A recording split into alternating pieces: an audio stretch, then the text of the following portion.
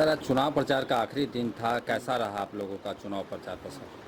चुनाव प्रचार बहुत अच्छा रहा। अंततः मान लिया कि हमने पालीगंज में जी अपना अंतिम चुनाव प्रचार किया जी जी और लोगों को ये संदेश दिया जी कि हम मतलब समय के अभाव के कारण जी और कुछ आर्थिक मतलब संसाधन की कमी के कारण जी जी हम हर एक जगह नहीं पहुंच सके। जी तो उनके लिए मैंने क्षमा मांग दिया जी और ये संदेश दिया कि अगर आप चाहते हैं कि देश से भारत से भेदभाव मिटे, जी जातीय आधार पर, धार्मिक आधार पर जी बेईमानी मिटे, जी अन्याय मिटे, जी तो इस आंदोलन में आप कूद पड़िए जी। और जो संविधान के अनुरूप सामाजिक न्याय को स्थापित करने जी में हरकेश्वर जी, सहयोग- पाटलिपुत्रा में जबरदस्त टक्कर है। एक तरफ मीसा भारती, दूसरी तरफ देखेंगे रामकृपाल यादव। जी। उसके बाद आपके आने के बाद जो है चुनाव त्रिकोणीय हो गया है, क्या लग रहा है? नहीं, त्रिकोणीय तो मान ले होना ही था। जी अब स्थिति ये बन रही है कि जी। देखिए, जो सोशल जस्टिस को चाहने वाले लोग हैं, जी अब इनके बारे में सब समझ गए हैं कि भाई ये सोशल जस्टिस का सिर्फ दिखावा करने वाले लोग हैं। जी और इसलिए देखिएगा कि शेड्यूल कास्ट, खासकर शेड्यूल कास्ट के लोग, अति पिछड़ा के लोग जी। मेरे साथ लामबंद हो गए हैं। जी। और हमको लगता है कि रिजल्ट चौंकाने वाला होगा। जी, जी। देखते रहिए, हो सकता है कि ये दोनों बहुत दूर थे। जी जी अति पिछड़ा की सर बात किए तो आज का ही हम आपको रिपोर्ट बता रहे हैं। मसौरी में एक दलित मतलब किसी आदमी को जो है मतलब मारा पीटा गया है, जो कि बीजेपी ने आरोप लगाया कि आरजेडी वाले ने उनको ऐसे उनके साथ मारपीट किया है। क्या कहेंगे, क्या आपको जानकारी में है ये चीज़? और नहीं, हम तो उधर से मसौरी से आए हैं तो इस तरह की जानकारी तो नहीं प्राप्त हुई। जी, हम जी। प्राप्त करते हैं क्या मामला है। जी जी लेकिन अभी वो हॉस्पिटल में भर्ती है। अच्छा, लेकिन अगर मान लीजिए कि जी। अगर आरजेडी के लोगों ने किया है जी तो आरजेडी के लोगों का यही बात है, वो दलितों को, शेड्यूल कास्ट को, कमजोर वर्गों को सताते ही हैं। जी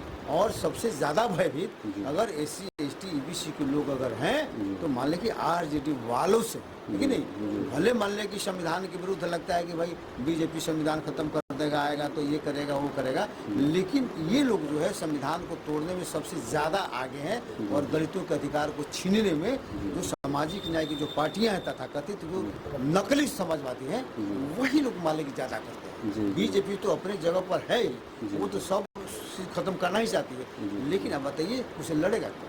जी बीजेपी से जो मनुवादी विचारधारा के लोग हैं, जी। जो भगवाधारी हैं, उनसे लड़ने का काम अम्बेडकरवादी लोग ही करेंगे। जो संविधान को मानने वाले लोग हैं, जो अम्बेडकर के विचारों को मानने वाले लोग हैं, वही लड़ेंगे। और ये तथाकथित समाजवादी पार्टियां अम्बेडकरवादियों को ही समाप्त करने में मालिक तुल्य होगी। तो इसीलिए ये कभी ये बीजेपी का विकल्प हो ही नहीं सकती है। दोनों एक दूसरे का पूरक है। दोनों का विकल्प जनता के सामने एक बहुजन समाज पार्टी है, वही है जो संविधान को मानती है, और जो संविधान को जो नहीं मानता है उसके लिए मालिक की दूसरा जगह। जी मुद्दा क्या रहा आप लोगों का? लोगों के बीच में गए तो किन मुद्दों के लेके गए आप लोग?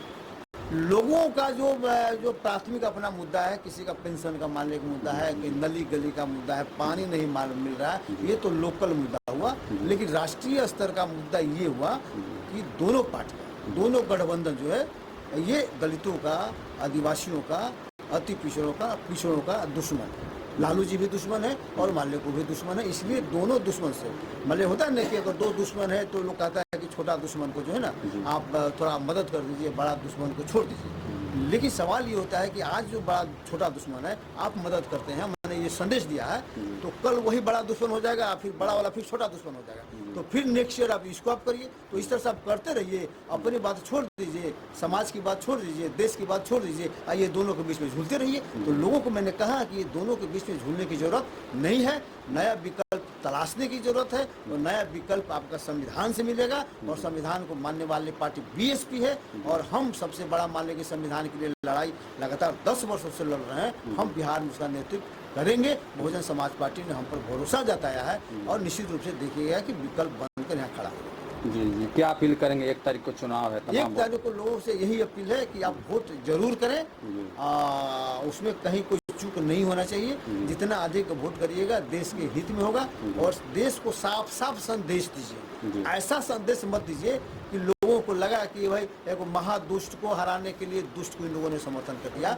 ऐसा संदेश नहीं जाना चाहिए कि आप साफ सुथरा लोगों को जिता कर आप भेजिए, दोनों को आप परास्त करिए, दोनों को। मतलब कहने का मतलब सर कि दोनों का सरकार आप लोगों ने देख लिया, आप मतलब कि नए को देखते जो दोनों चूंकि दुर्जन है जी, दुर्जन व्यक्तित्व का धनी लोग है, तो इसलिए दोनों को कम बेसी मत ताकिए। जी तो दोनों का फटाइए और नया विकल्प तलाश करिए और नए लोगों को जो आपको लगता है कि सही है उसको आप चुनिए। ऐसा नहीं कि महादुष्ट में से दुष्ट को चुन लीजिए, महाबदमाश में से बदमाश को चुन लीजिए और वही अगला चुनाव में जो छोटा बदमाश है बड़ा बदमाश बन जाएगा।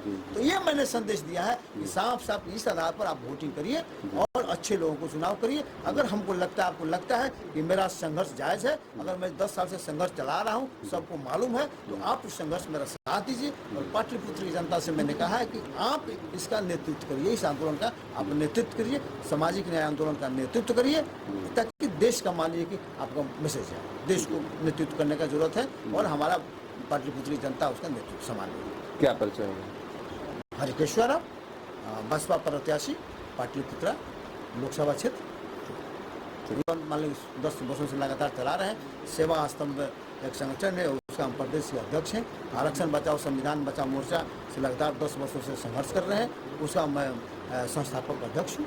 तो ये मेरा परिचय भी है। ठीक है। Thank you. ओके।